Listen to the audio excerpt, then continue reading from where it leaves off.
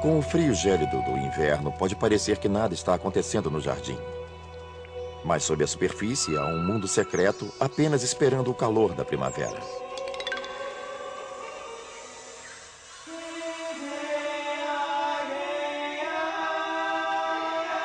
O mundo secreto dos jardins.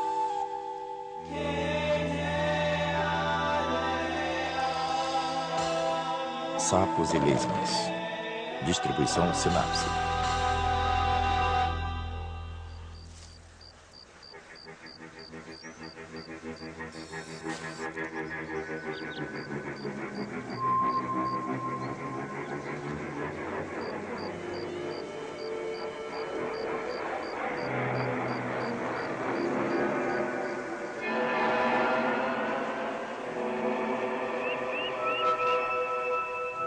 Na primavera, assim que o solo começa a esquentar, muitas criaturas que passaram o inverno abrigadas sob o solo começam a emergir. Os sapos, por exemplo, começam a sair da toca em que haviam se enterrado para se proteger do inverno. E algumas espécies de lesmas, as que conseguiram sobreviver ao inverno, emergem sob a folhagem caída, sob cepos ou do solo para recomeçar o processo todo novamente.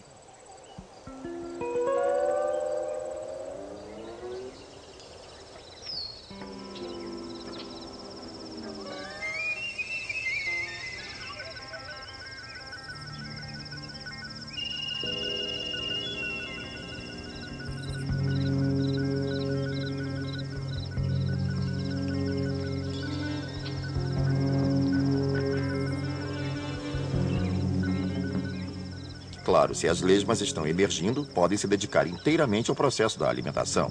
Começam a procurar plantas recém-brotadas, viçosas e deliciosas para se fartar. Os sapos também aparecem atrás de uma boa refeição.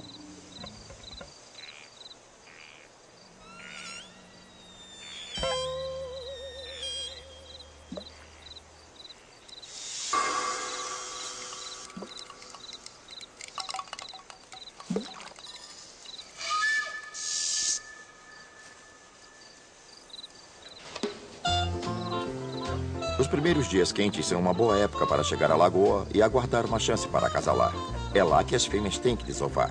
Eles precisam ficar na água, portanto, é na água que tudo acontece.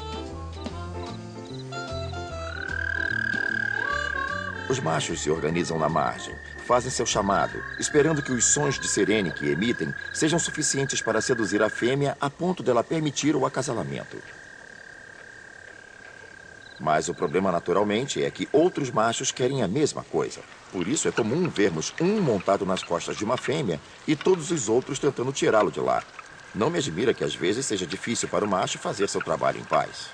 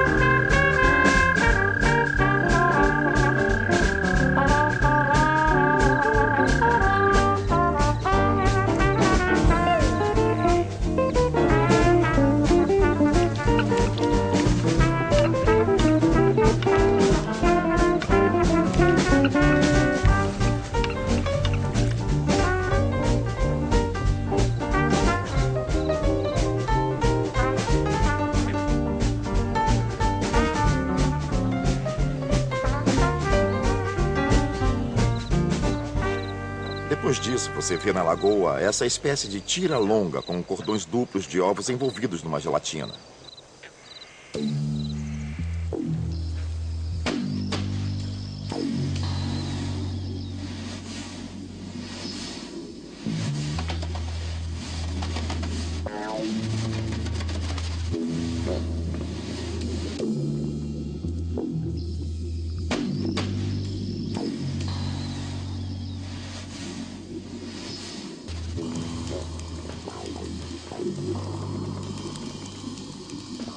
Quando os girinos emergem, partilham a parte superior da água, os primeiros centímetros, com várias espécies de criaturas, como larvas de mosquito e muitas outras que ficam rodeando a superfície da lagoa.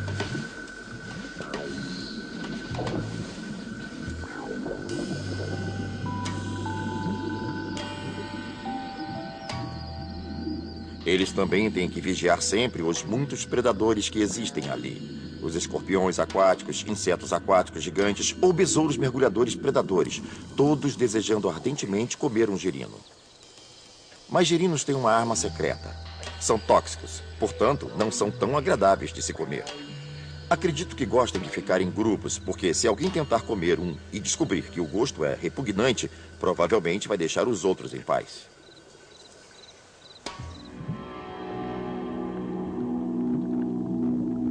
Eles começam respirando por brânquias para que possam obter o oxigênio da água. Mas depois que surgem as patas, eles já estão prontos para se adaptar à nova vida ao ar livre. Chega uma hora em que os girinos finalmente chegam ao estágio de desenvolvimento em que conseguem executar um ritual antigo. A transição da vida aquática com brânquias para a vida sobre o solo, respirando o ar. Como todos os ovos de sapos são postos ao mesmo tempo, todos os girinos ficam prontos para emergir em massa. Essa é uma época de grande vulnerabilidade porque são muito pequenos e, como se agrupam na margem, ficam expostos.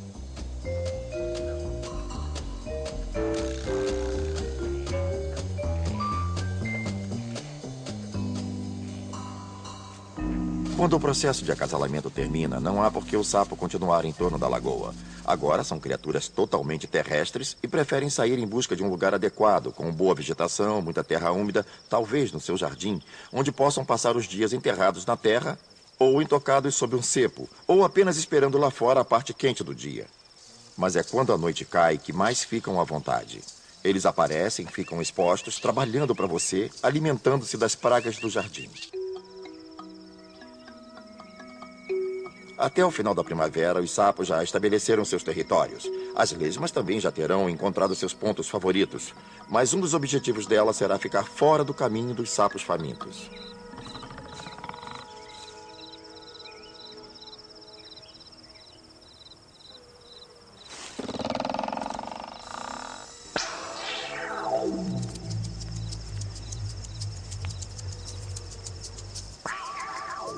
O número de lesmas vai depender do nível de umidade do seu jardim. Se o seu for quente e ensolarado, você não terá muitas lesmas. Mas se você tiver um jardim cheio de plantas viçosas e usar muita água, por exemplo, havendo um sistema de irrigação, é comum a população de lesmas ser muito alta. Isto é, num espaço que poderia ser ocupado por 2 ou 3 lírios, você poderá encontrar 200, 300 lesmas.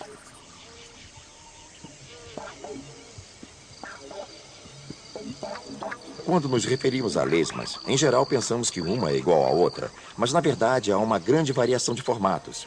Um dos meus favoritos é o da lesma banana, encontrada na costa oeste da América do Norte.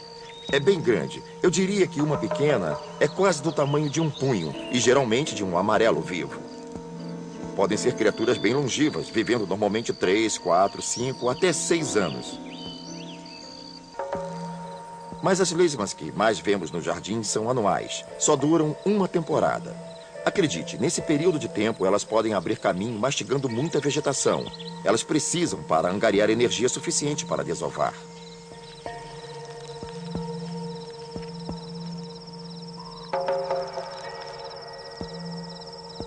Elas possuem partes bucais interessantes porque têm um órgão longo, que é uma espécie de língua, chamada rádula. É uma estrutura coberta de dentinhos, milhares deles. É como o gume de uma faca dentada. Elas mastigam o caminho pela vegetação e produzem buracos que você vê depois que elas passam.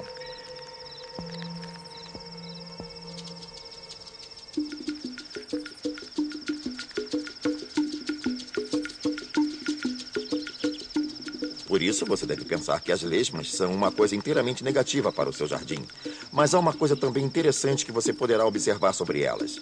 Também comem outras coisas importantes. Não comem apenas vegetação viva, as plantas do seu jardim. Elas também comem as algas que crescem na superfície e matéria orgânica em decomposição. E também comem o excremento de todo tipo de criaturas. Cães, gatos, esquilos, qualquer um. e transformam todas essas coisas, toda essa matéria orgânica, numa massa compacta que resulta num bom fertilizante para suas plantas. Então, elas são nutrientes ambulantes e os espalham pelo seu jardim.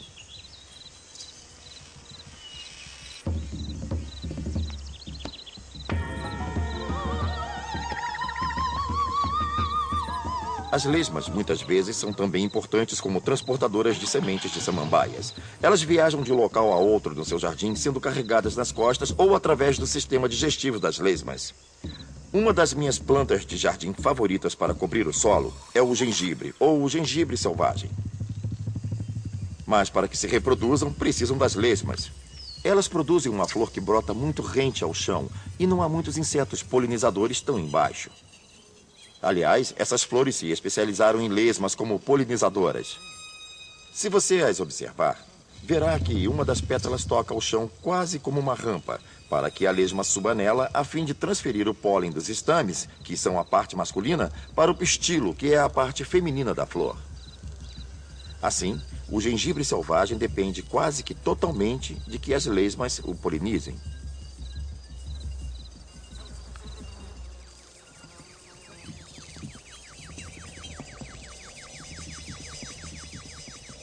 As lesmas são animais muito rejeitados e suponho que sem motivo. Elas efetivamente abrem caminho mastigando sem pena a sua plantação de lírios. Por outro lado, são criaturas fascinantes e na natureza há um papel para todos, mesmo que seja o de servir de comida para outro animal.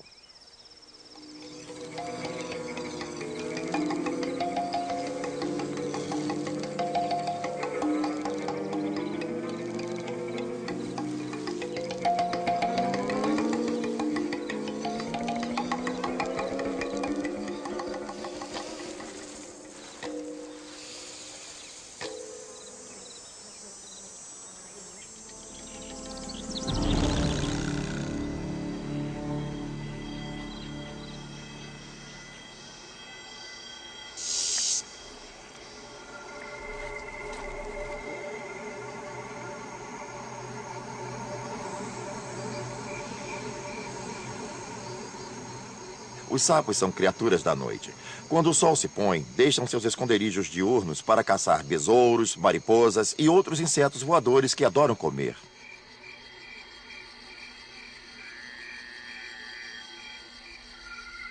Os sapos são primariamente caçadores noturnos e existem duas razões para isso.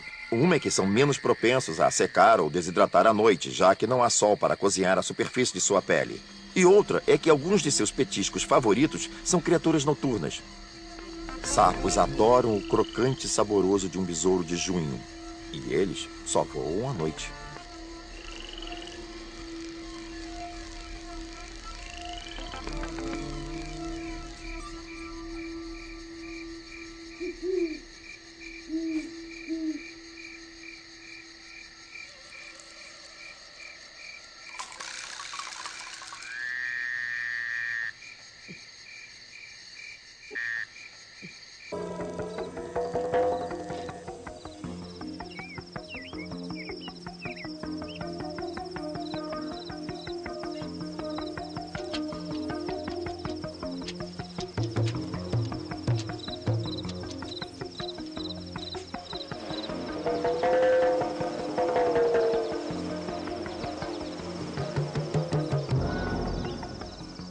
O jardim é o habitat ideal para os sapos, porque, como bons jardineiros, estão sempre trabalhando o solo, escavando o tempo todo, e isso deixa a terra fofa, fácil de se plantar. E mais, um bom jardim tem todo tipo de plantas viçosas e todo tipo de criaturas que se alimentam dessas plantas, o que significa que há todo tipo de alimentos para os sapos.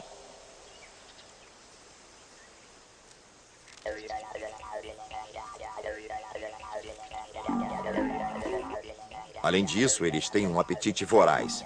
Ficam ao nível do chão, onde existem muitas pragas terríveis que eles gostam de comer. Um bom destruidor de jardins é o gafanhoto. É mastigando que abrem caminho pela vegetação e deixam buracos feios em todo lugar. Mas os sapos ficam mais do que satisfeitos de transformá-los em refeição.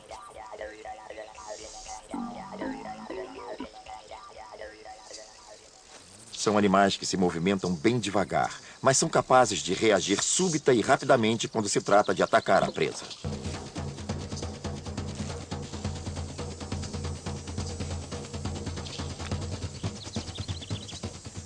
A etapa seguinte é interessante de se observar. Os olhos recuam para dentro da cabeça enquanto todos os músculos se contraem para a deglutição. O alimento simplesmente desce enquanto eles forçam para baixo. Mas uma outra boa razão para adorarmos os sapos é que as lesmas são o tipo de coisa que muito poucas criaturas querem comer. Mas aos sapos dão água na boca.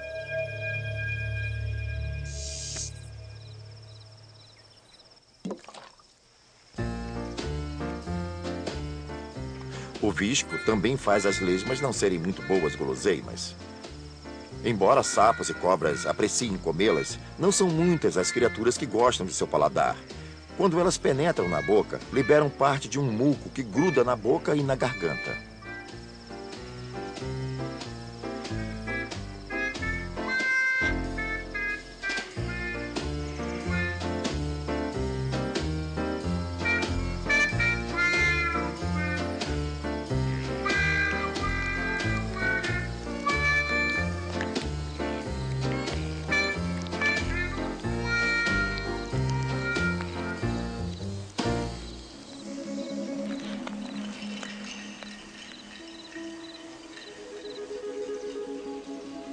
Mas as lesmas têm controle completo sobre a exudação do muco. Se uma quiser se mover para frente, economiza energia produzindo um pouco de visco para que, ao impulsionar o corpo adiante, deslize sobre ele. Isso é melhor do que suportar a fricção contra a superfície onde está. Se observar o andar da lesma, vai ver que se move usando um pé e, a seguir, criando ondas de contração para deslizar sobre a superfície. Dá para ver que é uma ação contínua, em que há ondulações de músculos que se contraem ao longo do corpo. Essencialmente, elas empurram a parte de trás e puxam a parte da frente ao mesmo tempo. Para saber onde a lesma andou se alimentando à noite, é só observar essas tiras longas, finas e prateadas de visco velho que ela deixou para trás.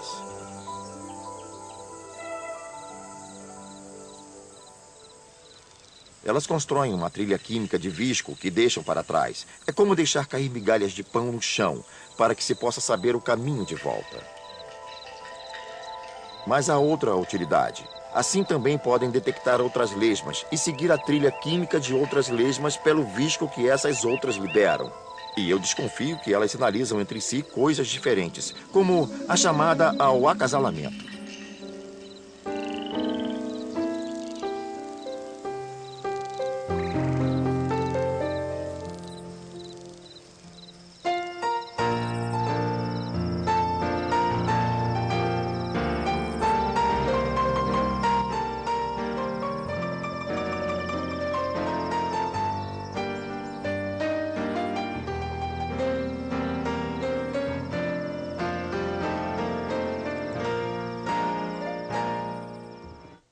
As lesmas podem não se encaixar no seu conceito de beleza, mas são máquinas sexuais dignas de inveja. A lesma grande comum de jardim tem um pênis que pode chegar a ter meio corpo de extensão e tem capacidade de atuar por horas. Ao fazerem a corte, duas lesmas circulam uma a outra num ritual de revezamento de mordiscadas e toques antes de finalmente começarem uma noite silenciosa de acasalamento agitado e viscoso.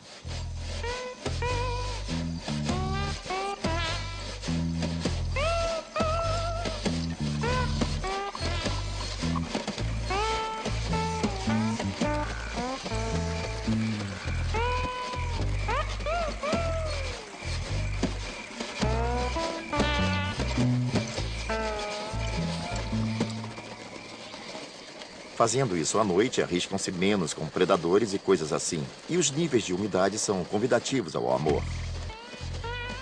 Elas tentam conseguir maior espaço tridimensional para seus arroubos de amor. Então se penduram na vegetação por um fio de visco. Elas formam algo próximo ao formato de um S e ali se entrelaçam, digamos assim.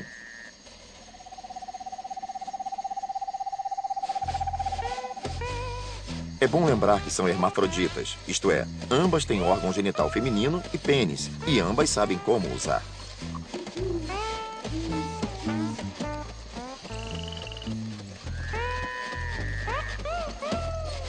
A parte difícil é tentar descobrir como se desvencilhar depois. Essa é uma hora arriscada para as lesmas, porque durante o processo, se uma delas não tiver cuidado, o parceiro pode se virar e o pênis é cortado.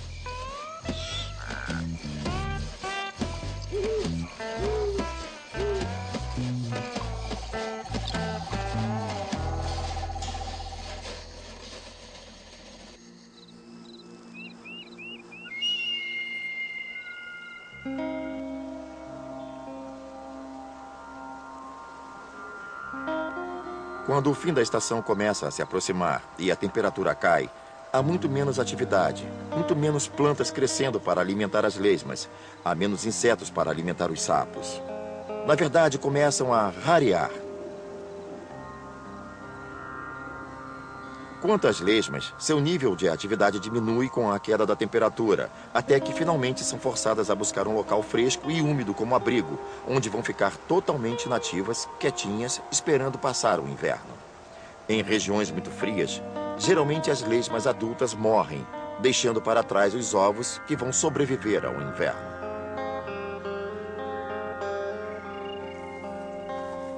No caso dos sapos, à medida que esfria, começam a procurar uma área com solo fofo, com terra bem solta, para que possam penetrar facilmente.